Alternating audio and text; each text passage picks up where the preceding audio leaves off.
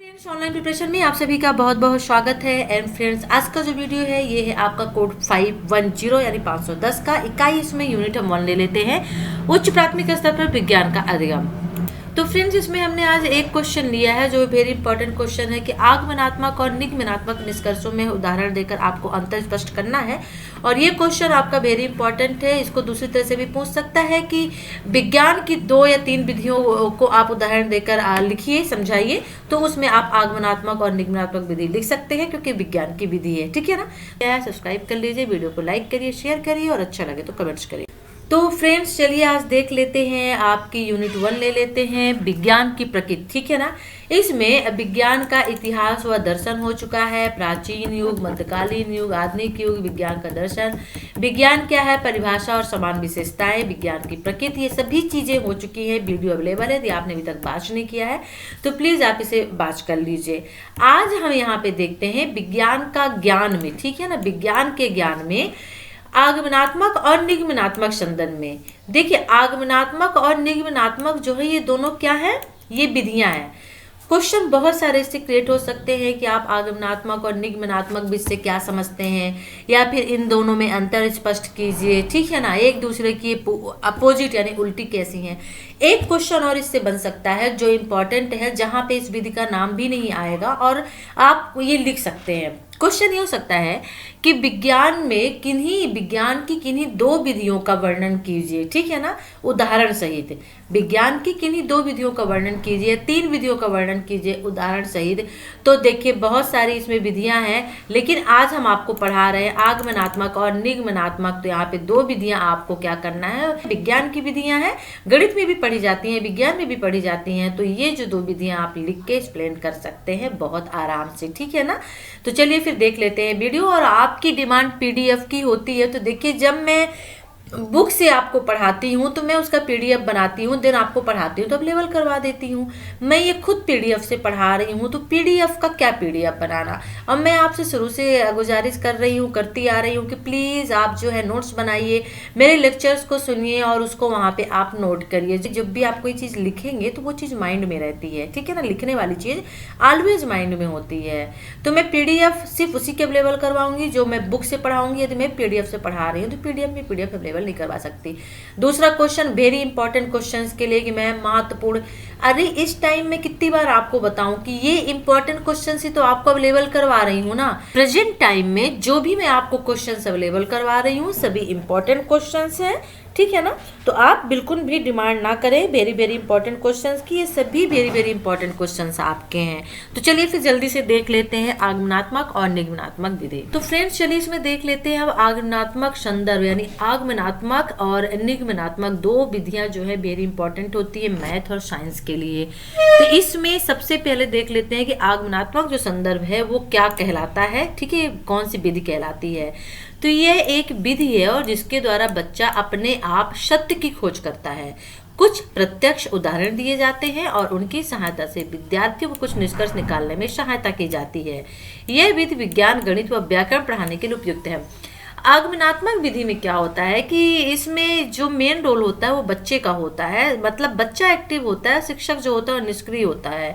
यहाँ पे बच्चा जो होता है, जो कोई क्वेश्चंस किया जाता है तो बच्चा उसका रिप्लाई देता है और आंसर उसको खुद उसके सर्च करने होते हैं। लेकिन जो एग्जाम्पल दिए जाते हैं वो सामने और प्रत्यक्ष दिए जाते हैं। कुछ ऐसा एग्जाम्पल दे दिया जाए, बता दिया जाए कि सामने ये चीज़ है, अब ये ऐसी क्यों हो रही है आप बताइए। फिर जो स्टूडेंट होता है वो उसका रिप्लाई करता है। ठीक है ना। जैसे कि यहाँ पे एग्जाम्पल दिया हुआ है, तो चलिए आइए देख लेते हैं। अब यहाँ पे आप देख रहे हैं कि यहाँ पे कुछ एग्जाम्पल दिए हुए हैं। पहला एग्जाम्पल यहाँ पे दिया हुआ है कि जब हम कोई पुस्तक छोड़ते हैं वह नीचे गिर जाती है। ये एग्जाम्पल दे दिया गया। मान लीजिए कि टीचर ने एक बुक ली और नीचे छोड़ी और वो नीचे गिर गई। तो अब क्वेश्चन ये क्रिएट होता है कि बुक नीचे क्यों गिरी। ठीक है ना। बुक नीचे क्यों गिरी। दूसरा भी हम इसी तरह से ले लेते हैं। जो दूसरा है वो है कि पानी ढलान से नीचे बहता है। तो पानी, या तो ग्लास में हमने पानी ले लिया और उस पानी को टेबल में रख दिया जो ऊंचाई पे है और ढलान की तरफ वो उसका बहाव हो रहा है, या कोई एक डायग्राम हमने दिखा दिया और उसमें कहा कि ये पानी जो है ऊंचाई से नीचे की ओर ढलान की तरफ क्यों जा रहा है। ये दूसरा क्वेश्चन हो गया। ठीक है। तीसरा क्वेश्चन भी एक ले लेते हैं। तीसरा क्वेश्चन मान लीजिए आपने पूछा कि पौधे से लगा फूल पृथ्वी की ओर आकर्षित होता है। अरे नीचे की ओर जनरली आप देखिए कि जो फूल होते हैं वो लगे तो पौधे में होते हैं, लेकिन उनका झुकाव नीचे की ओर होता है, नीचे की ओर झुके हुए होते हैं। तो ये क्यों होता है ऐसा, इसका रीजन क्या है? इसका जवाब जो है स्टूडेंट को, छात्र को देना है। क्वेश्चन आपने जो पूछा वो दिखा के सामने पूछा। तो फ्रेंड्स देखिए, इसका जो रीजन है वो ये है कि जो सभी उदाहरण है ये सामान्यीकरण की ओर ले जाते हैं, यानी एक ये सामान्य प्रक्रिया है। अब क्वेश्चन आपसे इस तरह पूछ सकता है, या तो आगमनात्मक विधि के रूप में पूछ सकता है, क्या समझते हैं उदाहरण देख के समझाइए, है ना, विधि विज्ञान में इस विधि का क्या प्रयोग होता है, किस लिए किया जाता है, या फिर विज्ञान में आप सामान्यीकरण किससे क्या समझते हैं, ये भी क्वेश्चन पूछ सकता है। ठीक है, तो आपको यही एग्जाम्पल लिखने होंगे और एक्सप्लेन करना होगा। तो यहाँ पे सामान्यीकरण का मतलब क्या होता है? सामान्यीकरण का मतलब ये होता है कि जो सभी पदार्थ होते हैं वह पृथ्वी की ओर आकर्षित होते हैं और गुरुत्वाकर्षण के नियम को समझाते हैं। हमारी पृथ्वी में जो है गुरुत्वाकर्षण है, आपको पता है कि जो भी चीज आज पृथ्वी में टिकी हुई है वो सब गुरुत्वाकर्षण के नियम की वजह से टिकी हुई है, ग्रेविटी की वजह से है। तो अगर पेड़ पे फूल लगे हैं तो उनका जो गुरुत्वाकर्षण है वो खिंचाव होता है, पृथ्वी की तरफ तो झुके हुए हैं। यदि कॉपी ऊपर से गिर रही है तो उसका भी एक खिंचाव हो रहा है पृथ्वी की तरफ गुरुत्वाकर्षण की वजह से। पानी ढलान की ओर जा रहा है तो वो भी गुरुत्वाकर्षण की वजह से होता है, ठीक है ना, इसलिए वो पृथ्वी की ओर आकर्षित होते हैं। तो ये जो उदाहरण है ये आपका आगमनात्मक विधि की तरफ से है, वो भी सामान्यीकरण की विधि इसमें आती है, और ये गुरुत्वाकर्षण के नियम के अंतर्गत ये सब होता है। तो ये विधि विद्यार्थियों में वैज्ञानिक दृष्टिकोण विकसित करने में सहायता करती है। यहाँ ज्ञान स्वयं ग्रहण किया जाता है और जल्दी ही अक्लमंदी में परिवर्तित हो जाता है। आगमनात्मक विधि एक वैज्ञानिक विधि और एक वैज्ञानिक बुद्धिमत्ता विकसित करती है। ऑब्जेक्टिव टाइप का क्वेश्चन, आगमनात्मक विधि कैसी विधि है? तो यह एक वैज्ञानिक विधि है, ठीक है ना। और करके सीखना इस विधि का आधार है। तो आगमनात्मक विधि का क्या आधार है? करके सीखना। करके सीखना किस विधि के अंतर्गत आता है? तो आगमनात्मक विधि के अंतर्गत आता है, ठीक है ना। ओके, यह पैनी दृष्टि से अवलोकन करने का कौशल विकसित करती। करके सीखने का मतलब जैसे जो भी हमने आपको एग्जाम्पल बताए हैं, या पानी यदि गिरता है तो उसे शिक्षक ने वो काम किया, पानी को उसने नीचे की ओर गिराया या बुक को नीचे की ओर गिराया और फिर बच्चों से पूछा, ठीक है ना, बच्चों ने भी इस चीज को किया और उसके बाद उसका जवाब दिया। तो ये करके सीखना होता है।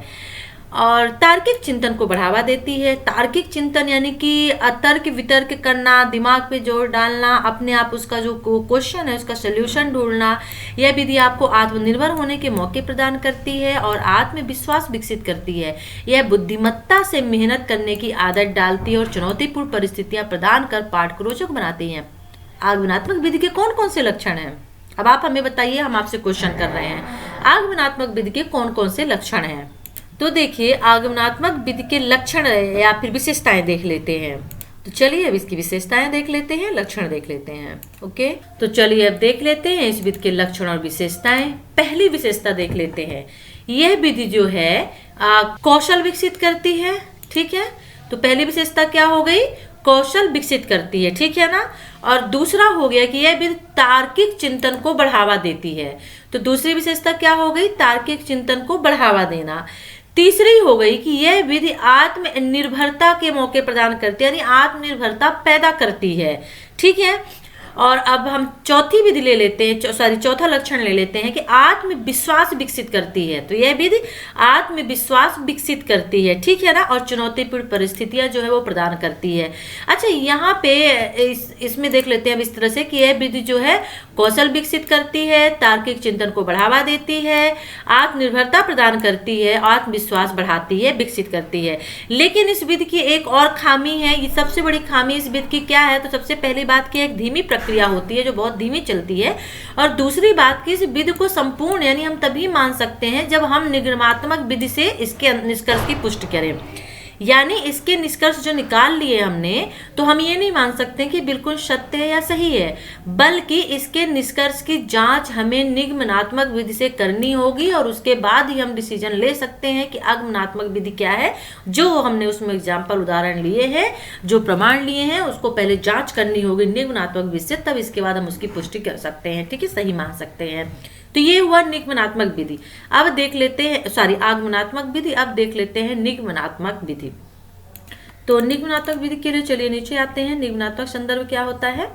तो देखिए यह विधि जो होती है आगमनात्मक विधि का उल्टा होती है। ठीक है, इस विधि में शिक्षार्थियों को कुछ नियम, सिद्धांत, निष्कर्ष आदि पहले से दे दिए जाते हैं और उन्हें कुछ विशेष उदाहरणों द्वारा इन सबकी पुष्टि करनी होती है। निम्न आगमनात्मक विधि में हमने क्या देखा कि वहां पर प्रत्यक्ष उदाहरण दिए जाते हैं। ठीक है ना, उसमें प्रत्यक्ष उदाहरण दिए जाते हैं, फिर पूछा जाता है। लेकिन इसमें क्या होता है कि इसमें जो नियम, सिद्धांत, निष्कर्ष होते हैं वो पहले से दे दिए जाते हैं।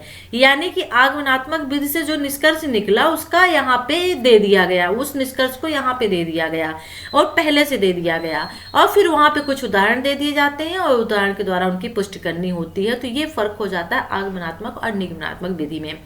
हम सामान्य से विशेष व अप्रत्यक्ष से प्रत्यक्ष की ओर चलते हैं निगमनात्मक में। ठीक है ना, आगमनात्मक में हम सामान्यकरण की ओर, सामान्य की ओर चलते हैं, और निगमनात्मक में हम सामान्य से विशेष या विशिष्ट की ओर चलते हैं, या फिर अप्रत्यक्ष से प्रत्यक्ष की ओर चलते हैं। और इसे समझने के लिए एक उदाहरण ले लेते हैं कि आपको पहले ही बता दिया जाता है कि पानी का क्वथनांक 100 डिग्री सेल्सियस है, और आपको प्रयोग करने का पूरा तरीका भी बता दिया जाता है। ठीक है ना, अब प्रयोग द्वारा पानी के क्वथनांक की पुष्टि होती है। अब कुछ भी अज्ञात नहीं रहता, इसलिए इसमें चालाकी, आंकड़ों, अवलोकनों के खिलवाड़ करने का प्रावधान रहता है। इसमें खोजने का मजा नहीं मिलता। यह भी छोटे बच्चों के लिए उपयुक्त है जो स्वयं सत्य की खोज नहीं कर सकते हैं। यानी कि इसमें तथ्य पहले से ही दे दिए जाते हैं। जैसे तथ्य, निष्कर्ष, आपको ये निष्कर्ष पहले से ही दे दिया गया, बता दिया गया कि जो पानी है, ठीक है ना, वो जब उबलता है तो 100 डिग्री सेल्सियस पे उबलता है, उसका क्वथनांक होता है। आप कितना भी पानी को घंटे भर यदि आप रखें गैस पे, एक उसकी लिमिट होती है 100 डिग्री सेल्सियस, उसके बाद वो उससे ज़्यादा नहीं उबलेगा, उसका क्वथनांक नहीं जाएगा, बल्कि वो और कम होगा, जलेगा। ठीक है ना, तो ये आपको पहले ही बता दिया गया। वो आपके सामने उसको कराया जा रहा है, पानी को उबाला जा रहा है, तो क्या हुआ, आपको तो पहले से पता है इतना होना है। कुछ इंटरेस्ट उसमें रहा नहीं, कुछ ऐसा रहस्य रहा नहीं आगे जानने के लिए कि उसके बाद क्या होगा। तो इसमें खोजने का मजा तो रहता नहीं है बड़े बच्चों के लिए। हाँ, छोटे बच्चों के लिए जरूर रहता है कि उसमें वो उससे थोड़ा सा जो ये नहीं कर पाते, नहीं समझ पाते हैं, उन लोगों के लिए। ठीक है ना, तो इस विधि में छोटे बच्चों के लिए उपयुक्त होती है जो स्वयं सत्य की खोज नहीं कर पाते हैं। ठीक है, और रेडीमेड सामान मिल जाता है उन्हें। और इस विधि में समय की बचत होती है, क्योंकि इसमें सर्वव्यापक सत्य को खोजने के लिए विश्लेषण नहीं करने पड़ते हैं। सत्य पहले से पता है कि पानी जो है उसका जो क्वथनांक होता है 100 डिग्री सेल्सियस पे होता है, ये सत्य है और वो हमें पता है, और सिर्फ उसको एक गैस पे रख के और करना है। ठीक है ना, तो ये इसमें क्या होता है कि सत्य को नहीं खोजना पड़ता है, पहले से वो विश्लेषित होता है। पाठ्यक्रम जल्दी पूरा किया जाता है इस प्रक्रिया के द्वारा, तेज है। जैसे आगमनात्मक विधि जो है, अब अंतर देखिए दोनों में क्या है। इसमें हम दोनों में भी इसी के सामने आपको एक्सप्लेन करके बताएंगे क्या अंतर है। ठीक है ना, और इस विधि को आगमनात्मक विधि के साथ मिलकर प्रयोग किया जाए तो पूर्ण सफलता प्राप्त होती है, और इस विधि की अपनी कुछ सीमाएं भी हैं। अब देखिए, यह विधि वैज्ञानिक विधि में प्रशिक्षण नहीं दे पाती है, इसे वैज्ञानिक दृष्टिकोण से।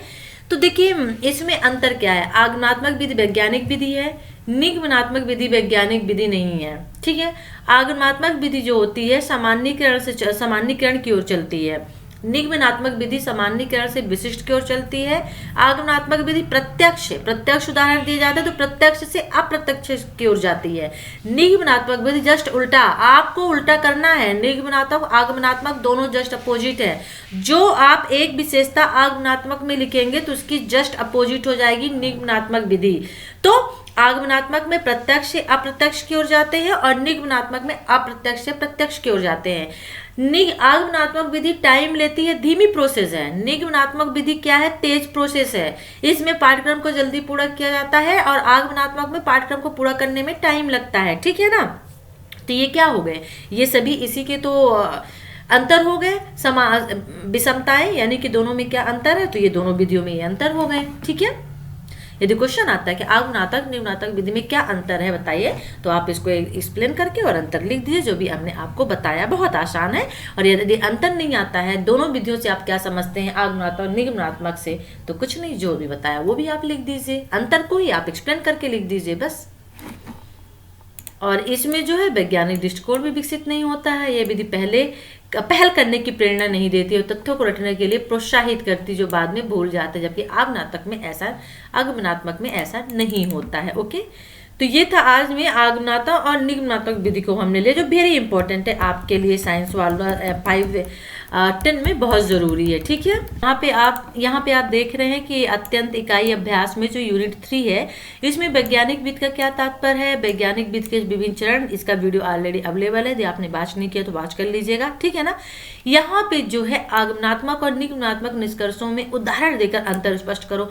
अभी मैंने आपको अंतर बताए हैं, आगमनात्मक और निगमनात्मक में क्या क्या अंतर है। ठीक है ना। और उदाहरण भी है कि पहले में आपको बुक का, पानी का देना है, फूल का देना है आगमनात्मक में, और निगमनात्मक में आपको पानी वाला, क्वथनांक वाला दे देना। ये अंतर देके आपको इसके अंतर स्पष्ट कर देने हैं। ओके, तो ये वीडियो कैसा लगा जरूर बताइएगा। वीडियो को लाइक करिए, शेयर करिए, चैनल को सब्सक्राइब नहीं किया सब्सक्राइब कर लीजिए, क्योंकि आपके एग्जाम सब बहुत करीब आ रहे हैं, इसलिए हम भी फास्ट हो रहे हैं और आपको जल्द से जल्द वीडियोस पूरे अवेलेबल करवा रहे हैं। ठीक है, तो वीडियो को लाइक शेयर करिए, वीडियो अच्छा लगे तो कमेंट्स भी करिए। चलिए फिर नेक्स्ट वीडियो के साथ हम आपसे फिर मिलते हैं, तब तक के लिए टेक केयर एंड बाय।